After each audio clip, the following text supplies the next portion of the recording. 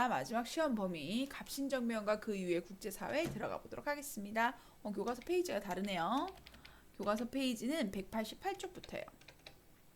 자, 오늘은 갑신정변이 일어난 배경과 3.1천하라고 불리죠. 그죠? 그 갑신정변의 전개, 그 다음에 이 갑신정변이 가지는 의의와 한계, 그리고 갑신정변 이후의 국제정세, 이렇게 세 가지로 나눠서 보도록 하겠습니다.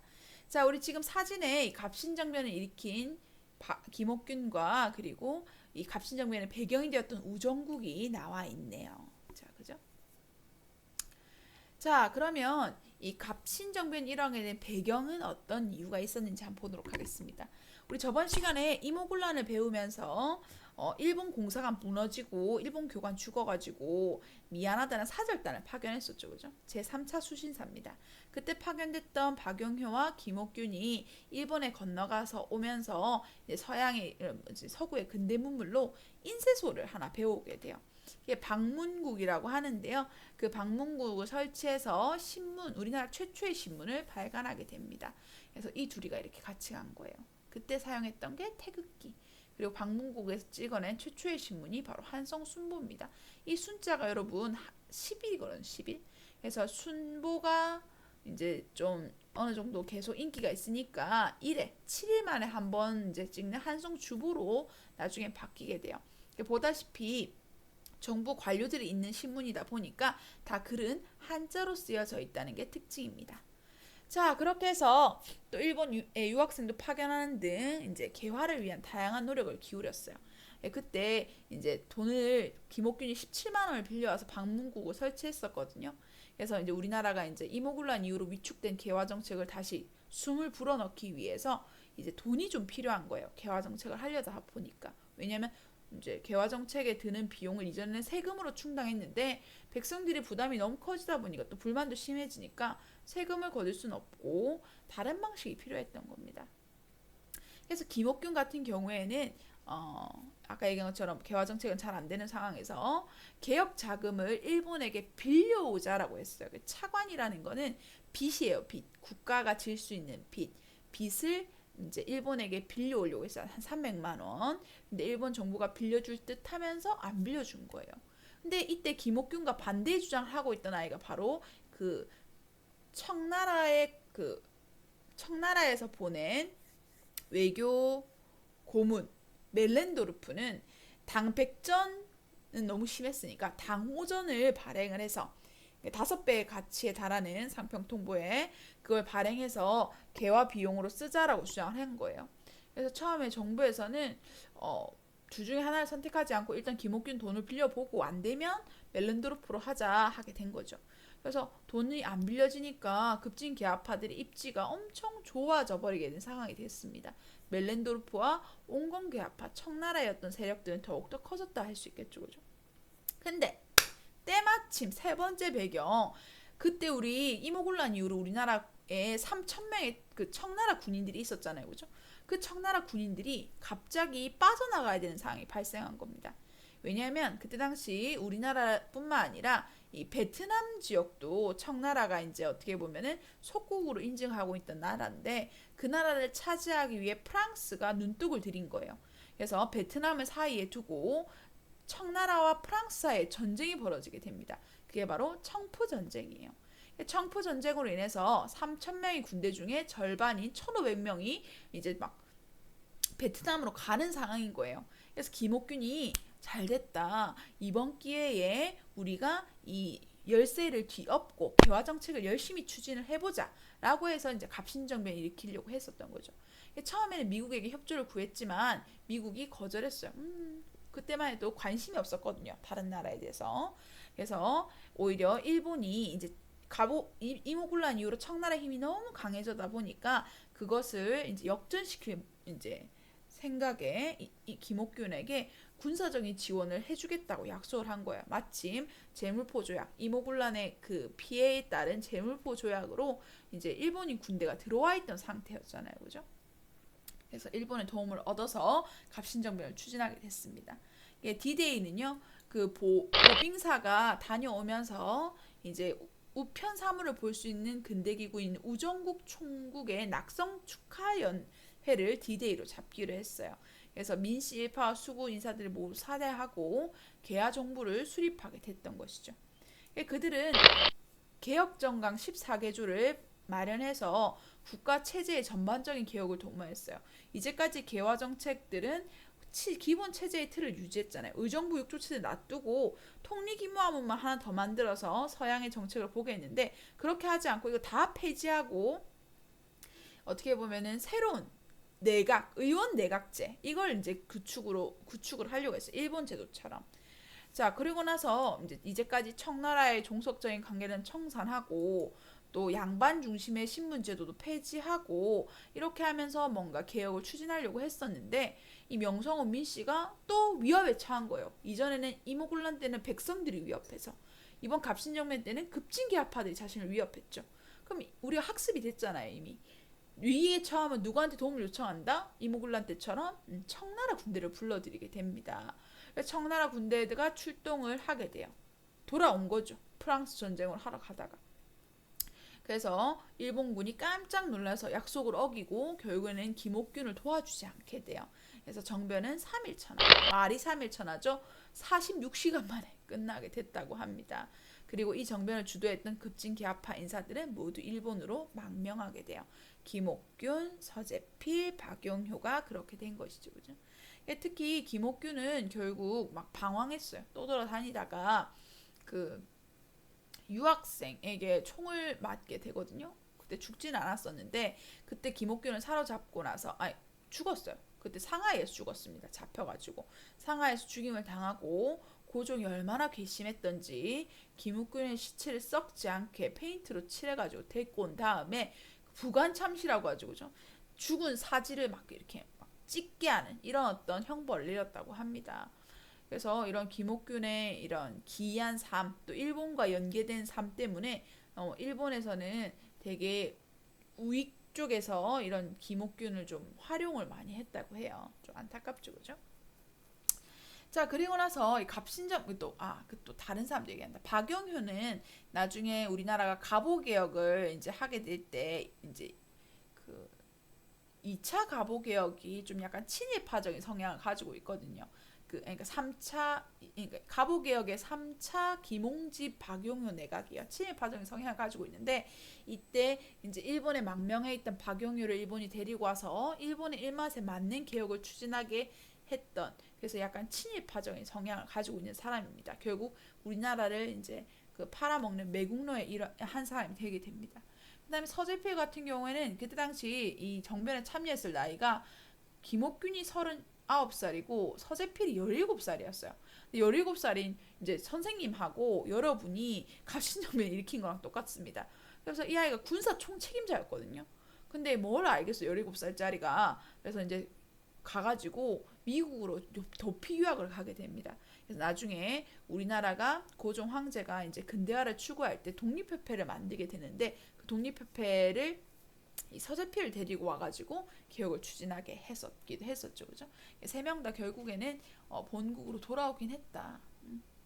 자, 갑신정변에 대한 백성들의 반응입니다. 한양에서 양반들이 서로 죽이고 난리가 났대. 몰라. 자기가 더 높은 자리를 차지하려고 그랬겠지. 그런 놈들은 때려 죽여야 해.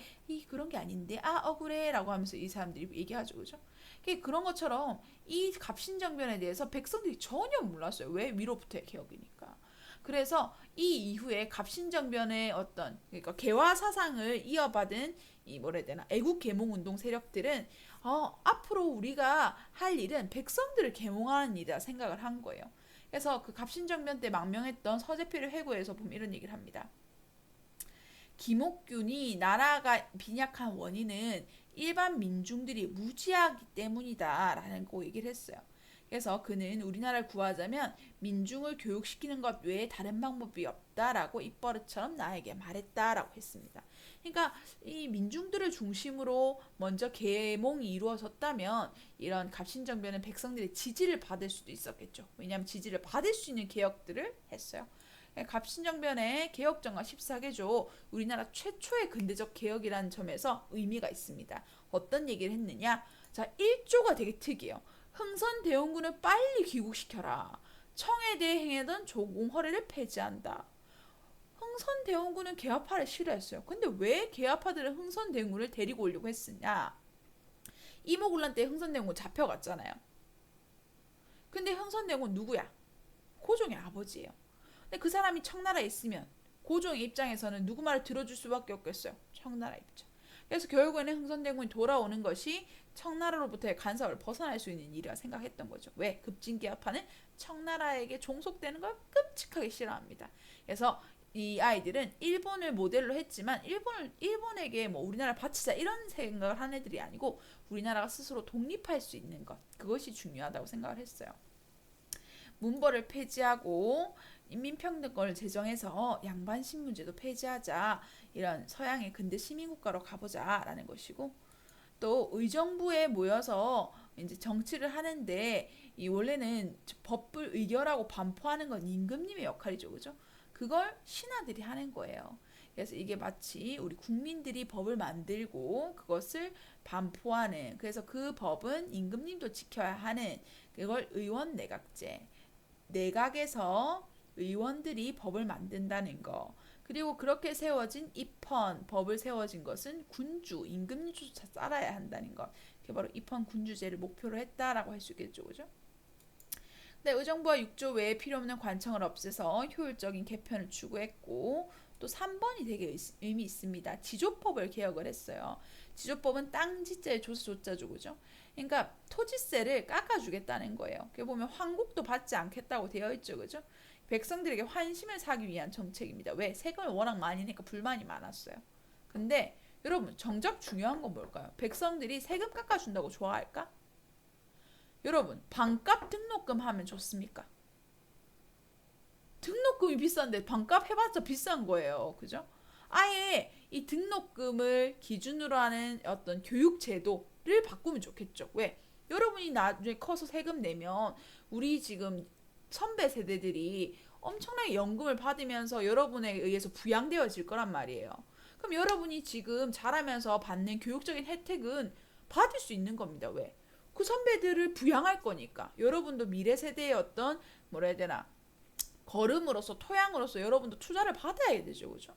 그러니까 등록금 무료로 해주고 하는 것들이 어떻게 보면 지금 국가의 재정에서 힘들 수는 있지만 여러분에게는 어떻게 보면 원하고 요구할 수 있는 혜택이라는 것이죠. 그러면 그때 당시 백성들이 원하는 건 뭘까요? 세금 깎아주는 거 이런 거 아니에요. 지금 당장 토지 소유가 불평등하게 되어 있는 겁니다. 내가 농사를 짓는 농민인데 토지가 없어요. 그게 무슨 농민입니까? 그죠? 그래서 대부분 가을에 거둔 수확을 주인에게 주고 자기들이 먹으면 땡인 거예요. 항상 가난에서 벗어날 수 없어요. 그러니까 농민들이, 백성들이 대부분이 농민이죠. 그들이 원하는 진짜 개혁은 바로 이런 불균형한 토지 제도를 개혁하는 거예요. 근데 이들조차 지배층이다 보니까 그들이 가지고 있는 기득권, 토지, 재산을 내려놓을 생각이 없는 거예요. 그러니까 그보다 한 단계 수위가 낮은 세금제도 개혁을 통해서 이런 백성들의 환심을 사려고 했다라는 걸 알 수가 있겠죠, 그죠? 그 다음에 또 해상공국이라고 해서 보부상 단체들을 모두 해산시켰어요. 그래서 이 보부상 단체들은 보통 왕과 연결되어 있어서 나중에는 이제 황국협회라는 단체로 이제 왕의 명령에 따라 독립협회를 해산하는 역할도 했는데요. 이 민씨 세력의 재정 기반이기도 했다고 합니다. 그래서 그걸 동시에 해산을 시키는 거죠, 그죠? 그 다음에 호조에서 관할함으로써 재정 일원화, 그리고 순사를 두어서 근대적인 경찰 제도를 실시하는 등 이런 일본의 근대적인 개혁, 그리고 우리나라가 추구해야 될 방향, 이런 것들 전반적으로 세운 게 개혁정강 14개조예요. 그래서 갑신정변의 의의는 우리나라에서 근대국가 건설을 목표로 일어난 최초의 정치개혁 운동이라는 겁니다. 그래서 청의 간섭을 물리치고 이런 국가의 자주성을 회복하려고 했으며, 입헌군주제 실시와 인민평등권 확립을 통해서 근대적인 정치 사회체제를 구축하고자 했었어요. 그리고 더 의의는 이런 갑신정변의 개혁 정신은 가보개혁과 독립협회 활동과 외국 계몽운동으로 이어져서 우리나라 근대화 운동의 뿌리, 선구적인 역할을 했다는 점에서도 의미가 있겠습니다.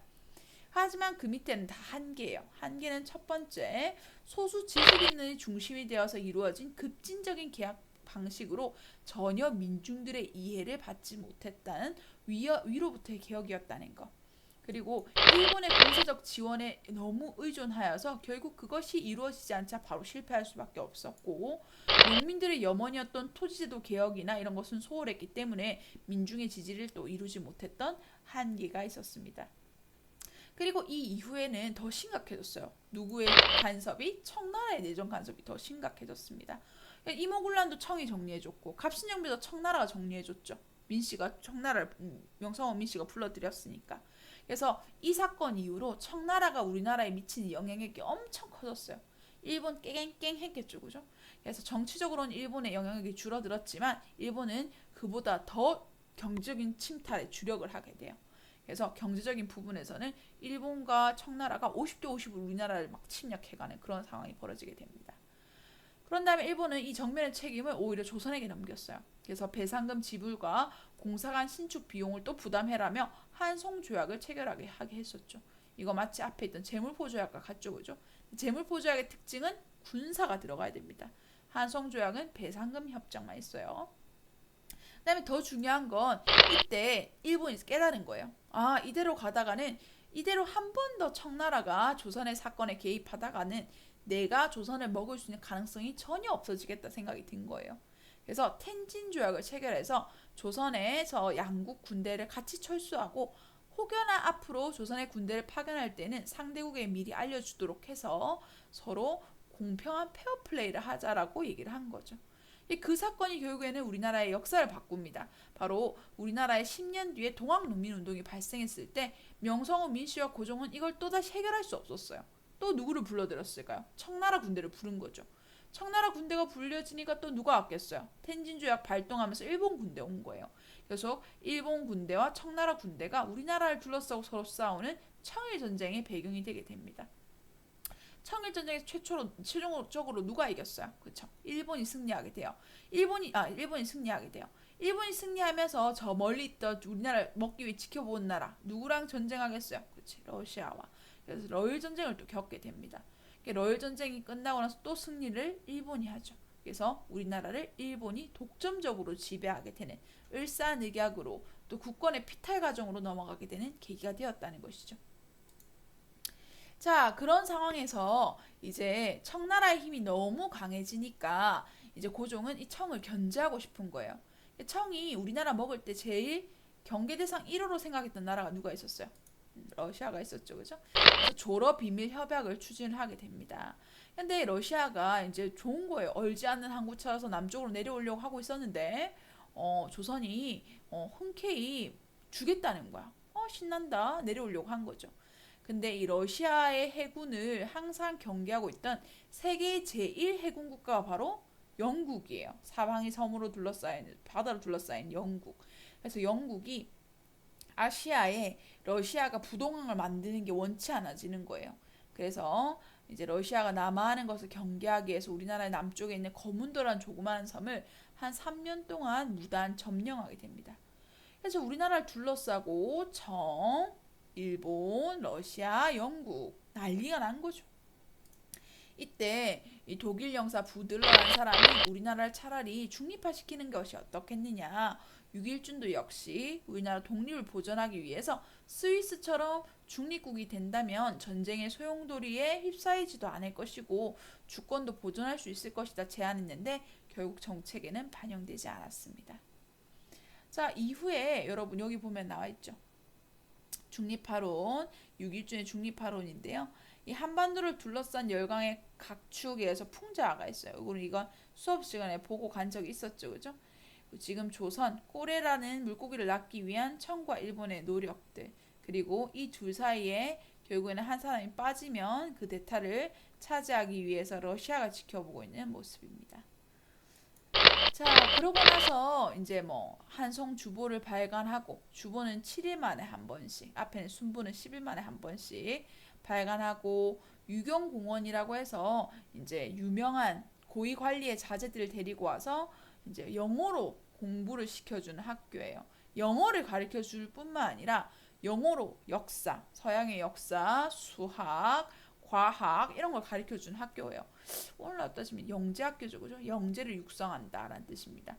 연무공원들은 설치해서 이런 이제 서양의 교육 기술, 엘리트 교육을 막 따라가려고 했었어요. 자, 하지만 결국 이런 민씨 정권이 이제 개화 정책에 이렇게 실패하게 되니까 넋을 놓겠죠, 그죠? 그러면서 생기는 부패와 청의 지나친 간섭 때문에 결국 큰 성과는 이루어지지 못했다고 해요. 그래서 깊이가 있는 한국사 이야기라고 해서 여기 한번 읽어보시면 재밌는데요. 여기 표가 있죠, 그죠? 그래프가 있습니다. 그래서 개방적이면서도 개혁적인 인물로는 김옥균이 있다는 거예요, 그죠? 홍종우에게 암살당했다 되어 있죠. 이 말 참 멋집니다. 일본이 동방의 영국 노릇이 되려고 하니 우리는 아시아의 프랑스가 되어야 한다 하면서 자주 독립국으로서의 어떤 위상을 꿈꿨던 사람입니다. 근데 결국 김옥균이 일본으로 망명하면서 일본 망명, 정치 망명 1호예요, 이 사람이. 그래서 일본에서는 이런 조선의 이 지식인을 좀 활용을 했죠, 언론적으로. 그런 다음에 이제 개방은 추구했지만 이런 보수의 때를 벗지 않았던 사람이 바로 민영익입니다. 이 사람이 보빙사도 다녀오고요. 그리고 온건개화파 어울리면서 개화 정책을 추구했던 민씨 정권의 대표적인 인물이에요. 네. 그런 다음에 그 개혁적이지만 외세에 대해서 반대했던 사람이 있습니다.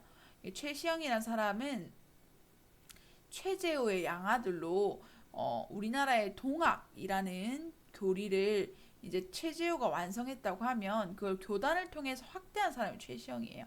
그래서 농민들이 중심이 된 새로운 세상을 꿈꿨던 사람이 바로 이 최시영이라 할 수 있겠죠, 그죠? 그리고 일본에 대해 저항하면서 2차 농민운동을 일으키기도 했었어요. 자, 외세에 대해 반대했지만 보수적인 사람으로는 최익현이 대표적이다. 통상 반대론을 주장했던 이항로의 제자고 서원철폐에 반대하는 상소를 올려가지고 흥선대군이 하야하는 데 큰 역할을 했고 외양일체론을 반대하면서 민씨정권과 대립하고 명성황후 시의 을미사변과 을미개혁에 반박하게 저항하면서 의병을 일으켰으며 을사늑약이 체결되자 70이 넘은 나이 의병을 지휘하다가 결국 스시마 섬에서 순국하게 됩니다. 굶어 죽었다는 얘기가 있어요. 그 정도의 어떤 기관 인생을 살았던 이 4명의 삶을 또 그래프를 통해서 볼 수 있겠네요. 자, 이번 시험 범위는 여기까지고요. 여러분 모두 수고하셨습니다.